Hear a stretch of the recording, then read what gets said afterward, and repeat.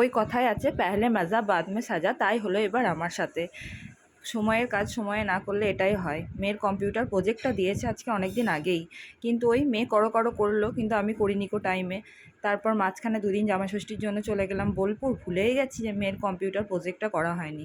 আর বোলপুর থেকে ঘুরে আসার পর থেকে তো গাছ কাটা নিয়ে এমন মনে অশান্তি চলছে যে কম্পিউটার প্রজেক্টটা মাথা থেকে বেরিয়েই গেছে। কালকে কম্পিউটার এক্সাম, আর আজকে মেয়ে এখন এই সন্ধ্যাবেলায় বলছে মা তুমি কম্পিউটার প্রজেক্টটাই করনি।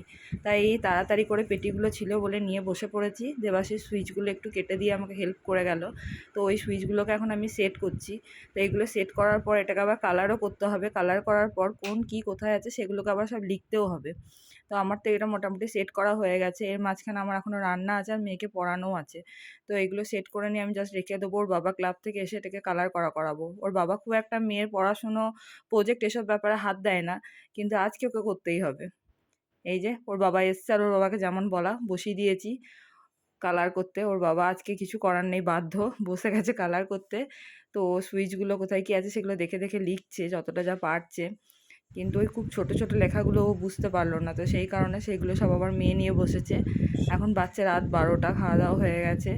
এটা মেয়ে কমপ্লিট করবে, তারপর আমরা শুতে যাব। তো চলো আজকের মতো ভিডিওটা এখানে শেষ করলাম। Tata, good night.